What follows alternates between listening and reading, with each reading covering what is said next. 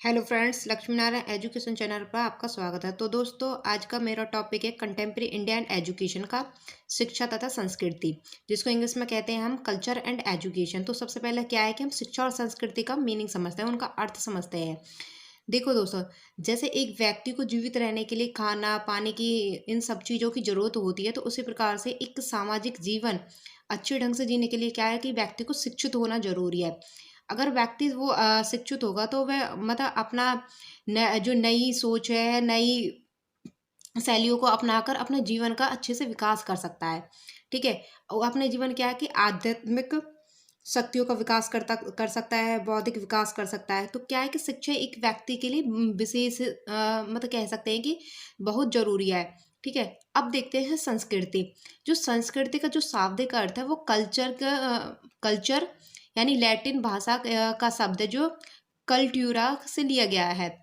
ठीक है। संस्कृति शब्द व्यापक अर्थ में प्रयुक्त होता है। इसकी प्रयुक्ति संस्कार से हुई है, यानी कि व्यक्ति मतलब अच्छे ढंग से रहता है, वो समाज में अच्छा व्यवहार करता है, अच्छी तरीके से बोलता है, तो उस व्यक्ति को क्या कहा जाता है कि एक सुसंस्कार वाला व्यक्ति कहा जाता है। तो ये उसी संस्कार शब्द की व्युत्पत्ति है जो संस्कृति है। ठीक है।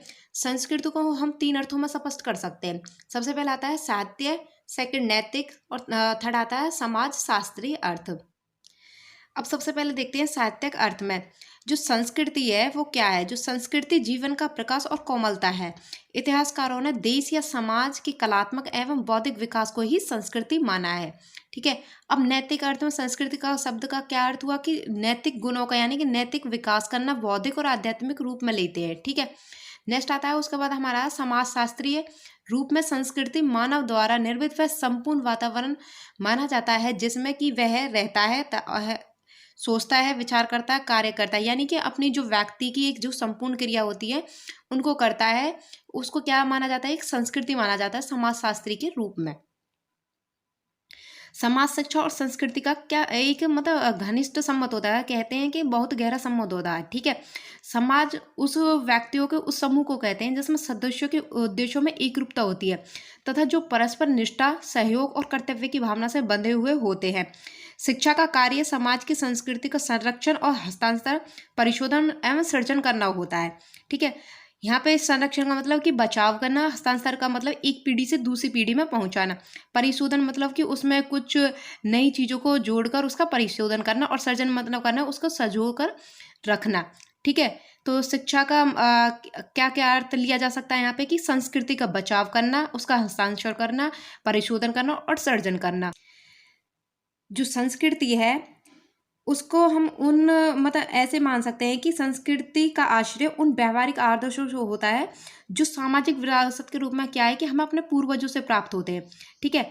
अब क्या है कि जो संस्कृति है उसका हाँ मतलब पूरे डिटेल में समझने क्या है कि हमें उसका प्रत्यय पता होना चाहिए। तो संस्कृति का प्रत्यय क्या है कि उसको हम दो भागों में लेते हैं, क्योंकि जो संसार है उसके प्रत्येक जो कार्य है, उनकी क्रियाएं, वस्तुओं, उसको दो भागों में बांटा गया है। ठीक है।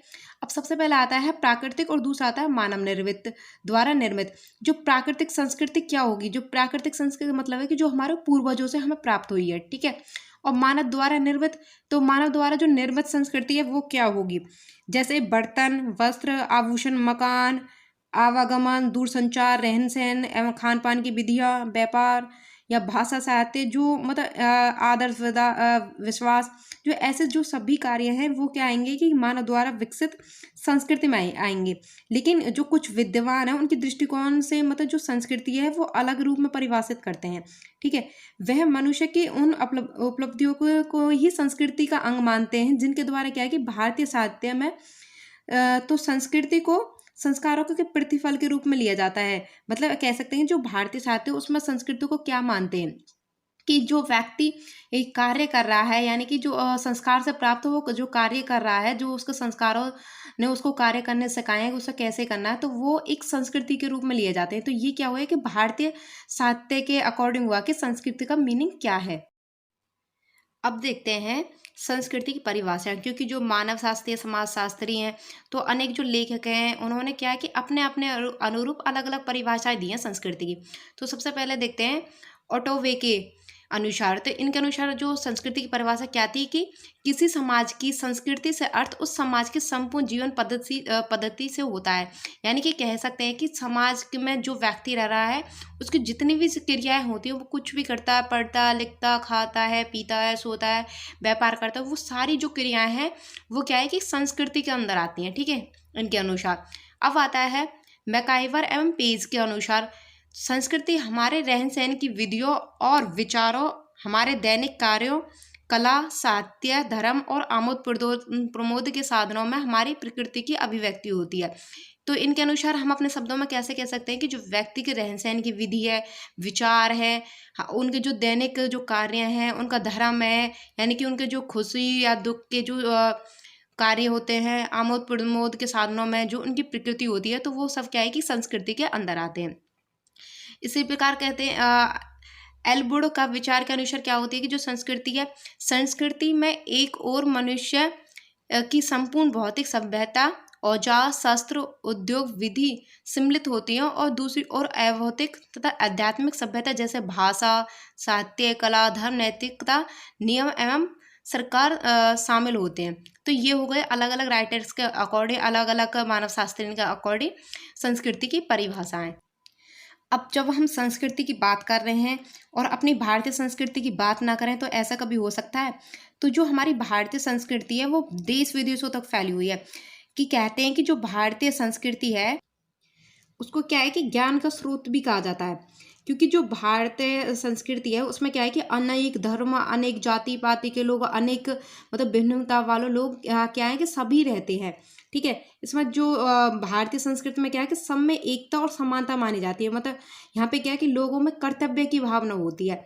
तो यहाँ पे जो हमारी भारतीय संस्कृति में बहुत सारे ऐसे योद्धा भी हुए, वैज्ञानिक हुए, जिन्होंने नई नई चीज़ों का खोज की, देश विदेश में मतलब सारी दुनिया में जो भारत है उसका नाम रोशन किया, उसकी संस्कृति को बढ़ावा दिया। ठीक है, तो जो हमारी भारतीय संस्कृति रही है वो एक गर्व करने वाली धरोहर रही है हमारे लिए। ठीक है, अब हमारे भारतीय संस्कृति का मतलब ये नहीं है कि हम उसके बारे में पढ़ लें, उस संस्कृति को अपने जो आज का हमारा जीवन उसमें ढालने की भी कोशिश करनी है हमें। ठीक है, अब जो भारतीय संस्कृति है उसकी विशेषताएं क्या है?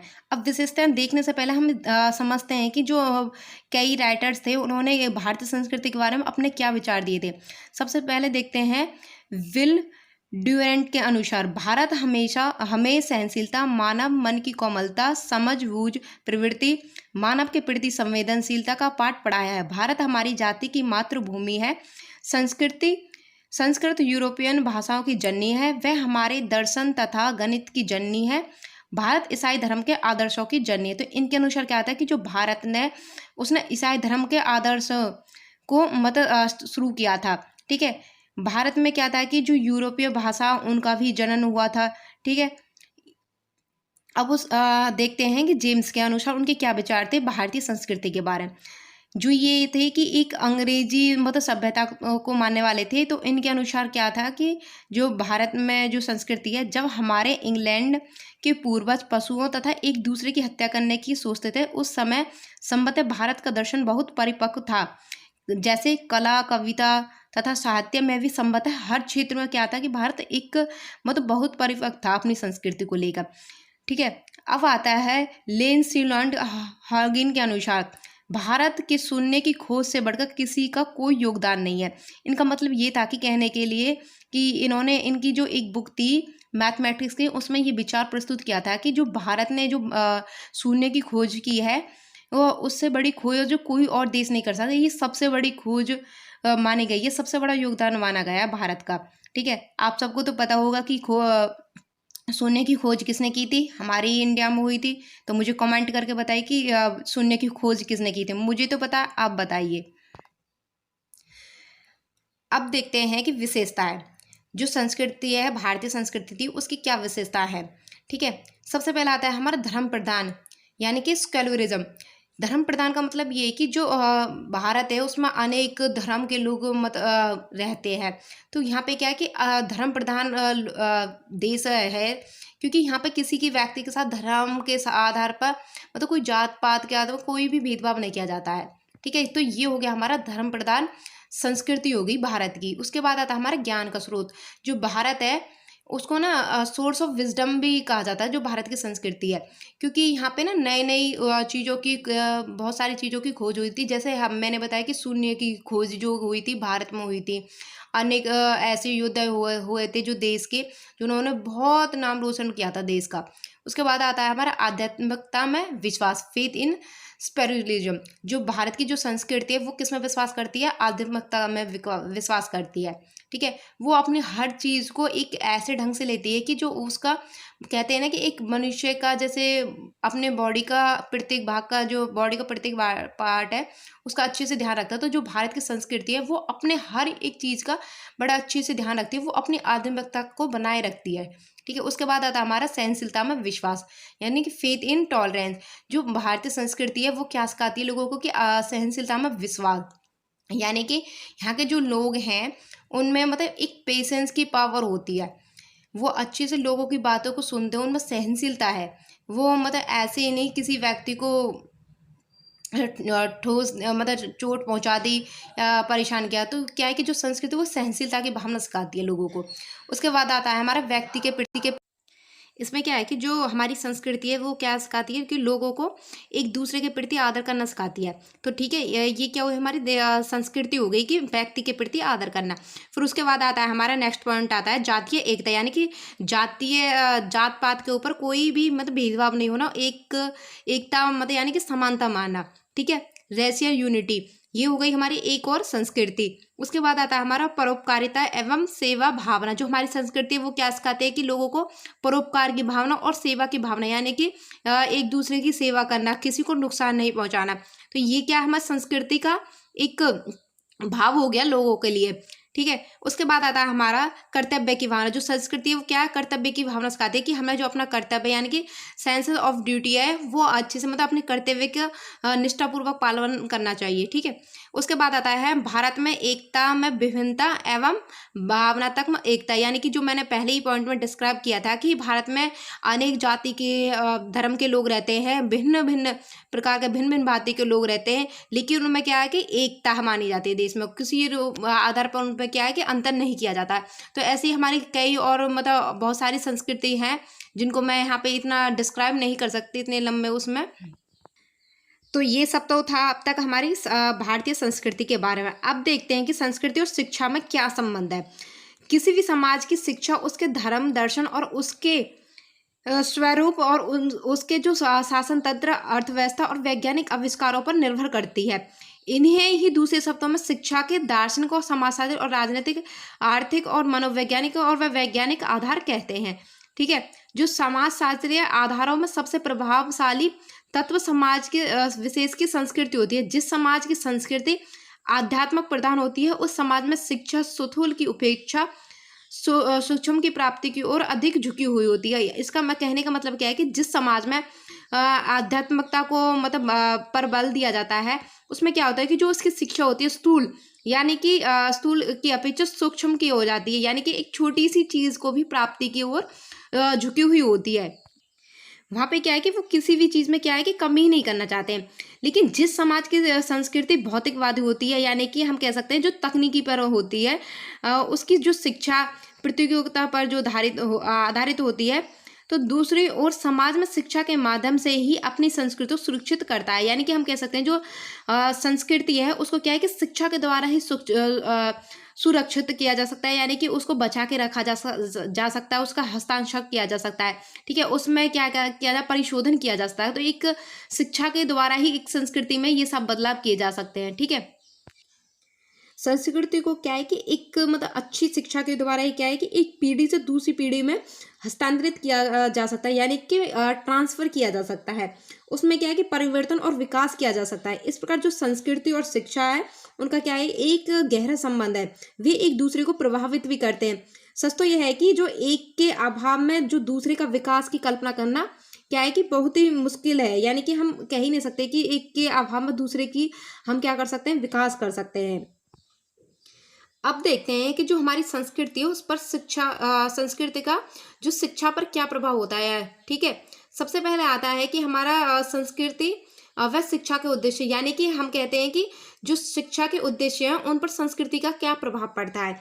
ठीक है, जो संस्कृति है एक बहुव्यापक संप्रदाय है, जिसमें क्या है कि जो किसी समाज के संपूर्ण जीवन शैली का आधार होती है। ठीक है, इसमें समाज विशेष की रहन सहन, खान पान की विधियां, व्यापार, प्रतिमान, आचार विचार, तो ये जो सभी कलाएं हैं, जो सभी कार्य क्या है, ये उसमें क्या होते हैं, सम्मिलित होते हैं, जो संस्कृति है। ठीक है, अब प्रत्येक समाज अपनी आने वाली पीढ़ी को इन सब में प्रशिक्षित करना चाहता है। ठीक है, तदानुकूल शिक्षा के उद्देश्य निश्चित किए जाते हैं। जैसे धर्म प्रधान संस्कृतियों के समाजों की शिक्षा में चारित्रिक व नैतिक विकास की शिक्षा पर अधिक बल दिया जाता है, और भौतिक प्रधान संस्कृति में क्या होता है कि जो समाज में व्यावसायिक शिक्षा पर बल दिया जाता है। तो इसमें हम पता है क्या कह सकते हैं कि सिंपल सा ये है कि जो शिक्षा के उद्देश्य हैं उसमें संस्कृति का क्या प्रभाव है, कि जो हमारा समाज है अगर वो समाज में क्या है कि धर्म प्रधान संस्कृति है, धर्म प्रधान यानी कि धर्म को पहले माना जाता है, तो वहाँ पे क्या होता है कि जो व्यक्ति उसके चारित्रिक और नैतिक गुणों पर, मतलब गुणों के विकास पर अधिक बल दिया जाता है। लेकिन जिस समाज की संस्कृति भौतिकवादी होती है, वहाँ पे क्या है कि व्यक्ति के व्यवसाय पर जो व्यवसाय के ऊपर ज़्यादा बल दिया जाता है। ठीक है, तो किसी भी समाज की जो संस्कृति उस समाज के उद्देश्यों को प्रभावित करती ही करती है। तो ये हो गया कि हमारी जो संस्कृति वो शिक्षा को कैसे शिक्षा के उद्देश्यों को कैसे प्रभावित करती है। अब उसके बाद आता है हमारा किस शिक्षा की पाठ्यचर्या। शिक्षा की पाठ्यचर्या को भी ऑब्वियसली हमारी जो संस्कृति है वो प्रभावित करेगी। जब हमारे शिक्षा के उद्देश्यों को ही प्रभावित कर रही है तो पाठ्यचर्या को भी तो अवश्य प्रभावित करेगी। ठीक है, अब देखते हैं पाठ्यचर्या तो उद्देश्यों की प्राप्ति का साधन होती है, इसलिए किसी भी समाज के उद्देश्यों को पर उसका जो संस्कृति का जो प्रभाव होता है वो बहुत गहरा पड़ता है। ठीक है, तो समाज में जो शिक्षा का पाठ्यचर्या है वह संस्कृति के आधार पर ही होती है। जैसे किसी मतलब भाषा, साहित्य या कला कौशल, आदर्श, विश्वास व मूल्य ही समाज की क्या है, शिक्षा के अंग होते हैं, जिनको पाठ्यक्रम में यथास्थान रखकर ही संस्कृति को सहेजकर कार्य किया जा सकता है। ठीक है, जैसे हमारे जो भी हमारे आसपास के जो क्षेत्र में जैसे हम काम करते हैं, अपने रोजमर्रा की जिंदगी में कार्य करते हैं, वो क्या है कि हमारे सभी संस्कृति पर डिपेंड होते हैं।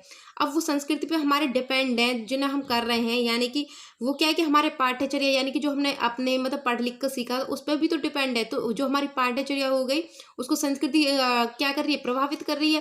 तो ये हो गया कि हमारी शिक्षा के जो पाठ्यचर्या हो उसको कैसे प्रभावित किया। उसके बाद आता है हमारा शिक्षण विधियां। जो शिक्षण विधियां को जब पाठ्यचर्या को और शिक्षा के उद्देश्यों को जो संस्कृति प्रभावित करी तो शिक्षण विधियों को भी जरूर करेगी। ठीक है, कि यह एक सर्वविदित सत्य है कि जिन संस्कृतियों में जिन शिक्षण प्रणालियों का विकास हुआ उसमें शिक्षा के सार्थक प्रयोग को उन्हीं विधियों का प्रयोग किया जाता है। यानी कि जैसे मैं आपको समझाती हूँ कि कहते हैं कि जैसे अब हमारी क्या जो शिक्षण विधियान में क्या है कि नया नया चेंज हो रहा है, हम अलग अलग टेक्नोलॉजी अलग अलग चीज़ों का प्रयोग कर रहे हैं। लेकिन क्या है कि जो हमारी संस्कृति यानी कि जो हमारे संस्कृति में प्रयोग की जाती थी शिक्षण विधियाँ, आज भी उन्हीं विधियों का ज़्यादातर प्रयोग किया जा रहा है। तो ये क्या है कि संस्कृति हमारे शिक्षण विधियों को भी क्या कर रही है, प्रभावित कर रही है एक प्रकार से।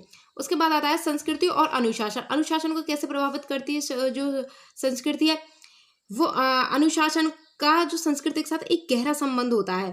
ठीक है, जो धर्म प्रधान संस्कृति वाले जो समाज होते हैं उनमें क्या होता है कि जो अनुशासन को ज़्यादा महत्व दिया जाता है अकॉर्डिंग टू धर्महीन समाज के अपेक्षा में। ठीक है, जो धर्म प्रधान संस्कृति वाले जो लोग होते हैं यानी कि जो समाज है उसमें क्या होता है आत्म अनुशासन पर ज़्यादा बल दिया जाता है, क्योंकि वहाँ पे क्या होता है कि जो अनुशासन को एक आंतरिक शक्ति के रूप में लिया जाता है। जबकि जो धर्म विहीन जो हमारे समाज होते हैं उसमें क्या है कि जो अनुशासन उसको बाह्य व्यवस्था के रूप में देखा जाता है। वे केवल क्या करते हैं कि जो हमारे धर्म प्रधान युक्त जो समाज है उनके द्वारा जो बनाए गए अनुशासन उनको ही मानते हैं, यानी कि कहते हैं कि कह सकते हैं कि एक दबाव युक्त अनुशासन को मानते हैं। तो इस प्रकार से क्या है कि संस्कृति हमारे अनुशासन को भी प्रभावित करती है। उसके बाद आ जाता है हमारे शिक्षार्थी को कैसे प्रभावित करती है। जो शिक्षार्थी है उसको जीवन में क्या है कि संस्कृति का एक विशेष स्थान होता है, क्योंकि जो हर समाज में क्या है कि शिक्षा प्रणाली से जो भी व्यक्ति जुड़ा है उसके लिए क्या है कि जो उसके व्यवहार के लिए प्रतिमान निश्चित किए जाते हैं। जैसे किसी संस्था के मुखिया के लिए क्या होता है कि उसका जो व्यवहार प्रतिमान यानी कि कह सकते हैं हम आइडियल बिहेवियर क्या होता है वो अलग होता है, और एक शिक्षार्थी का क्या क्या होता है कि आइडियल बिहेवियर जो वो अलग होता है। तो ऐसे क्या कह सकते हैं कि हम जो संस्कृति है वो क्या करते हैं शिक्षार्थी के जीवन को भी प्रभावित करती है। अब उसके बाद आता है शिक्षक। जो संस्कृति वो शिक्षा के जीवन को भी प्रभावित करती है। कैसे करती है कि जो जो संस्कृति में क्या है कि मतलब दो प्रकार से लेते हैं हम शिक्षक को। एक तो लेते हैं कि हम धर्म प्रधान संस्कृति में शिक्षक के जीवन को उसमें क्या ले जाता है कि एक पथ प्रदर्शक के रूप में लेते हैं। जो धर्म प्रधान संस्कृति है वो शिक्षक को कैसे लेती है कि एक पथ प्रदर्शक के रूप में लेती है। जैसे कि हमारे क्या हो गए जो आचार्य हो गए, हमारे जो गुरु वगैरह हो गए, तो उनको मतलब उनके हमारी संस्कृति में उनको क्या लिया जाता है कि जीवन के पथ प्रदर्शक यानी कि जीवन को तारने वाले के रूप में देखा जाता था। लेकिन और एक पार्ट ये होता है कि जो उद्योग प्रधान संस्कृति के रूप में जो शिक्षक है उनको कैसे लिया जाता है कि उनको मतलब एक पथ जो बच्चों के जीवन का पथ प्रदर्शक के रूप में लिया जाता है। तो यहाँ पे क्या होगा कि एक तरीके से एक को तो माना जाता है वेतनभोगी मार्गदर्शन माना जाता है और दूसरे को क्या है कि वेतनभोगी सामाजिक कार्यकर्ता के रूप में लिया जाता है। ठीक है, उसके बाद आता है कि जो विद्यालय को कैसे प्रभावित करती है संस्कृति। जो विद्यालय और संस्कृति में क्या है कि एक सामाजिक मतलब कह सकते हैं कि एक संबंध होता है। जो सामाजिक संस्थाएं होती हैं जिन पर समाज की संस्कृति का पूरा प्रभाव पड़ता है। इनकी जो समस्त क्रियाएं होती है, जो स्कूल है यानी कि जो विद्यालय संस्कृति के अनुकूल ही होते हैं, हमारे अनुरूप ही बनाए जाते हैं उनके।